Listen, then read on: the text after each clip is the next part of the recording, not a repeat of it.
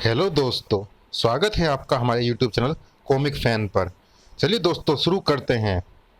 जंगल के जल्लाद कोबी और भेड़िया की ये रोमांचक कॉमिक्स मैं तेरा बाप का दूसरा भाग। चलिए शुरू करते हैं। ब्रोंक ब्रोंक, तुझे कितनी दफा समझाया था बेटा कि शरीर खुजाने से पहले देख लिया कर कि सामने पेड़ है या कोबी। धम ब्रोंक। बस ऐसी ही बातों से मेरी खोपड़ी बेकाबू और उग्र हो जाती है। यही तो मैं भी कहना चाहती हूँ कोबी, कि तुम्हें सब्र करना सीखना चाहिए, हिंसकता पर काबू पाना चाहिए। यही तो मुझसे नहीं हो पाता। बस जहां भी थोड़ी सी भी गड़बड़ हुई या किसी ने मेरा कहा नहीं माना तो मैं बुलवा ही बैठता हूँ भेड़िया फौज को। तब हाथों व ताकत से स्थिति काबू में नहीं आई तो मैं कर ही उठता हूँ गदा का आह्वान। इसका मतलब तो ये हुआ कोबी कि तुम्हारी शक्तियां ही तुम्हारी हिंसकता व उग्रता का कारण है। तू ठीक कहती है मसाबा। और मेरी शक्ति है ये भेड़िया मुख कमर पट्टिका, जो मेरी पूंछ को अदम्य ताकत प्रदान करती है। मेरी शक्ति है मेरे ये कड़े, जो मेरी कलाइयों को भेड़िया देवता की गदा थामने की ताकत प्रदान करते हैं। मेरी शक्ति है ये कंठहार, जिसके कारण मुझे भेड़िया देवता की दो बड़ी शक्तियां भेड़िया फौज व गदा आह्वान करने की करते ही प्राप्त हो जाती है। कोबी, तुम अपने आभूषण क्यों उतार रहे हो? शायद ऐसा करके मैं अपनी पत्नी जेन को प्राप्त कर सकूं। उफ, जेन का नाम अपनी गंदी जुबान से मत ले कोबी शैतान। भेड़िया फौज भेजकर जंगल में मुझे बदनाम करने के लिए आज जो हरकत तूने की है कोबी, उसके कारण कई निर्दोष लोगों को अपनी जान से हाथ धोना पड़ा। मुझे बता कोबी कि मैं तेरे साथ क्या सलूक करूं, क्या सजा दूं मैं तुझे? मगर कोबी तो बहुत देर से मेरे साथ है। भेड़िया, मैं तुझसे लड़ना नहीं चाहता। मैं तो अपने दिमाग को शांत रखने की कोशिश करना चाहता हूँ, इसीलिए व्रत रखा था। इसीलिए मैंने अपने ये दिव्य आभूषण तुम्हें सौंपने का निर्णय किया है। न होगा बांस, ना बजेगी बांसुरी। चल आ मसाबा। रुक जा कोबी, आभूषण मुझे सौंप कर भी तू उस गुनाह से नहीं बच सकता जो तूने किया है। कदम आगे बढ़ाते ही भेड़िया फिसल कर गिरा। उफ, ये फिसलन कहां से आ गई? जंगल में ऐसी फिसलन का एक ही मतलब होता है, काईगुला। काईगुला के बारे में जानने के लिए पढ़े काईगुला, जो कि चैनल पर जल्दी ही अपलोड की जाएगी। इस कॉमिक्स की अपडेट को पाने के लिए चैनल को सब्सक्राइब जरूर करें। ओह, तो मेरे पांव के नीचे ये फिसलन इसी शैतान ने पैदा की है। अधूरी दुश्मनी दूसरी, तीसरी या बार बार की मुलाकात का कारण बनती है भेड़िया। बहुत लंबे समय बाद तू एक बार फिर मेरे सामने पड़ा है, मगर आज ये हमारी आखिरी मुलाकात होगी। भेड़िया ने क्षण भर में फैसला कर लिया था कि उसे ये लड़ाई किस प्रकार से लड़नी है। जल के ऊपर जमे काई तत्व द्वारा निर्मित हरी ताकत काईगुला से निपटने के लिए अब भेड़िया तैयार था। अंधी धुंध दोदंड की तरह काईगुला भी ठहरे हुए पानी, तालाब या जोहर सरीखे जल जमाव के कारण पैदा हुआ शैतान है। कीचड़ एवं चिकनाई युक्त काई में फिसलाने की जबरदस्त योग्यता होती है। इसीलिए काईगुला से निपटने के लिए मुझे ये लड़ाई हवा में रहकर ही लड़नी चाहिए। और आज ऐसा आसानी से इसलिए संभव है क्योंकि भेड़िया देवता की कमर पट्टिका की शक्ति के कारण मुझ में पूंछ शक्ति विकसित हो चुकी है। हवा में झूलते रहने का यह अर्थ कदापि नहीं हो सकता कि शत्रु नाकाम हो गया। बंदरों की तरह यहां से वहां, वहां से यहां झूले झूलना बंद कर दे भेड़िया। ये झूले तेरी उम्र को लंबा नहीं कर पाएंगे। अब तेरे लंबा होने का समय आ गया है, मीन्स मरने का। ये मेरा दम निकाल दे, उससे पहले मुझे इसकी मुट्ठी की पकड़ से आजाद हो जाना चाहिए।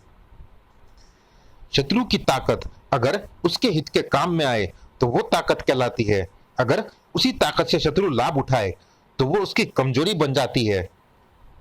काई इसकी ताकत है तो कमजोरी भी, क्योंकि इसकी इसी कमजोरी का लाभ अब मैं उठाऊंगा और काई से चिकनी हुई पड़ी इसकी हथेली से फिसलकर निकल जाऊंगा। सिर्फ चले आओ मेरी भेड़िया फौज के सिपाहियों, वुफ वुफ वुफ। भेड़िया की पुकार पर भेड़िया फौज आ पहुंची थी। और भेड़िया फौज का मतलब होता है हजारों हजार भेड़िए, हजारों हजार भेड़ियों की शक्ति, जो दुश्मन को फाड़ सकती है, उसकी बोटियां उधेड़ सकती है, उसे हजम कर सकती है। काई इसकी शक्ति है। यह तुम्हारे लिए एक पौष्टिक आहार भी है। इसे चाट जाओ, इसकी ताकत को नष्ट करो। Woof woof woof. पशु काई को पौष्टिक आहार के रूप में चाटते हैं। भेड़िया फौज केवल इसके घुटने तक ही पहुंच पा रही है। इन्होंने वहां तक की काई को चट कर लिया है। इसके शरीर की सारी काई तक पहुंच भेड़िया फौज तक बनाने के लिए मुझे काई गुला को भूमि पर चित करना होगा। काई गुला के काई व कीच की कई परतों से बने शरीर से काई व कीच की परतें तेजी से साफ होने लग पड़ी थी। काई गुला, तूने ठीक कहा था, ये हमारी आखिरी मुलाकात है। आज मेरी भेड़िया फौज तुझे हमेशा के लिए चाट जाएगी। चप चप चप चप चप। ये तेरा बहम है भेड़िया। काई का अंत धरती पर पड़ने के पश्चात भी नहीं होगा, क्योंकि ठहरे हुए पाइप पानी पर कीचड़ तो जमा होगी ही, और कीच पर जन्म लेती काई खुद ब खुद मुझे शक्तिशाली बनाती चली जाएगी। वो अपनी बची कुची काई समेटकर भाग रहा है। उसकी एक बूंद भी मत छोड़ो, चाट जाओ उसे। भेड़िया मुड़ा तो जेन को वहां देखकर चौंक पड़ा। अरे जेन, तुम यहां कब आई? उस वक्त जब तुम भेड़िया फौज को काई गुला को चाट जाने का आदेश दे रहे थे। हाँ, कमबख्त काई गुला बचकर भागने की फिराक में है। उसकी एक बूंद भी उसे जीवन दे सकती है। मेरी हैरानी काई गुला को लेकर नहीं है भेड़िया, बल्कि इस बात को लेकर है कि उस भेड़िया फौज को आदेश तुम दे रहे हो, जिसने कुछ देर पहले कई निर्दोष जंगलियों को दोदंड के हवाले कर दिया था। यह तुम्हारा ही आरोप था कि भेड़िया फौज को कोबी ने भेजा है। हाँ, क्योंकि भेड़िया फौज को कोबी ही भेज सकता है। जेन शंकित थी। मेरी दूसरी हैरानी इस बात को लेकर है कि कोबी की दिव्य शक्तियों के स्रोत, यानी सभी दिव्य आभूषण तुम्हारे पास है। हाँ, वो कोबी ने ही मुझे दिए थे। मैं उसे पहन वापस कर पाता उससे पहले ही काई गुला का हमला हो गया और मुझे उसकी दिव्य शक्तियों का प्रयोग करना पड़ा। मगर तुम्हारे चेहरे पर मुझे शंकाएं क्यों दिखाई पड़ रही है? जेन बिना कुछ बोले जाने को पलट गई। कहाँ जा रही हो? अब तुम मुझसे ऐसे प्रश्न पूछने का अधिकार खो चुके हो। तुम्हारी बातें मेरी समझ से बाहर है। तुम्हारा व्यवहार रहस्यमय है। तुम क्या सोच रही हो? मुझे बताना होगा। अभी तक मैं यही समझती थी कि कोबी ही मुझे पाना चाहता है, मगर आज पता चल गया कि मुझे खोने का डर तुम्हें भी बराबर का है। ये तुम क्या कह रही हो? कोबी मुझे प्राप्त करने के लिए कभी शैतानी चालें चलता है, तो कभी व्रत रखकर वो साधु बनने की चेष्टा करता है। अगर वो ऐसा करता है तो ये स्वाभाविक है, क्योंकि उसके पास जो बुद्धि है वो पशु बुद्धि है। लेकिन अगर तुम्हें मुझे खोने का भय सताता है और तुम मुझे कोबी से दूर रखने के लिए उसके खिलाफ भड़काने की चेष्टा करते हो, तो ये स्वाभाविक हरकत नहीं हो सकती। इसे षड्यंत्र का नाम दिया जाएगा, जैसा कि तुमने दोदंड वाली घटना में किया।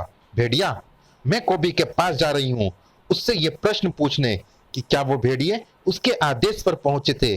अगर उसका उत्तर नकारात्मक हुआ तो इसमें फिर कोई संदेह या शुभा नहीं रह जाएगा कि वो हरकत तुम्हारी थी।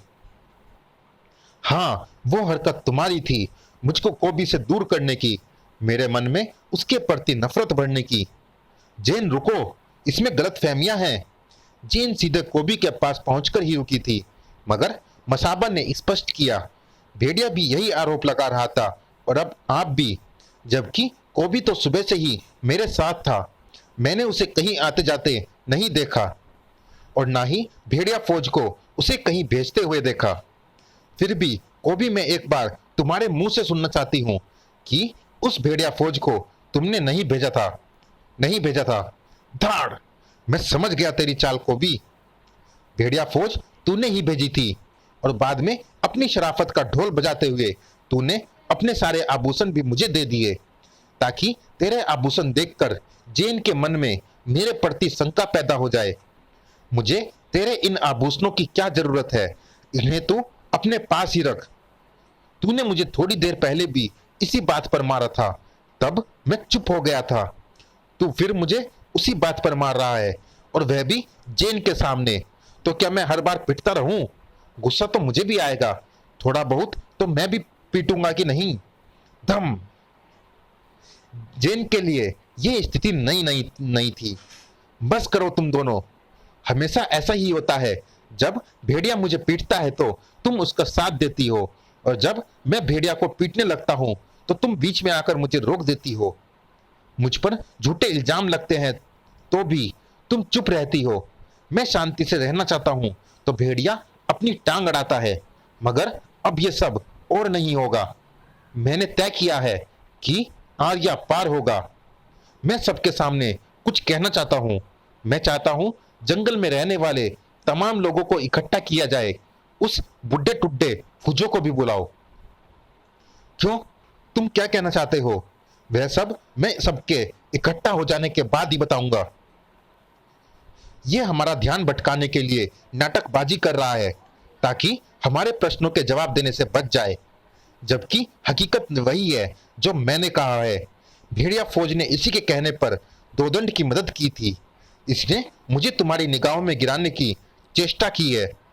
भेड़िया, तू नौका है तो मैं तूफान हूं। तू पेड़ है तो मैं कुल्हाड़ी हूं। तू होश है तो मैं भांग हूं। तू फसल है तो मैं खरपतवार हूं।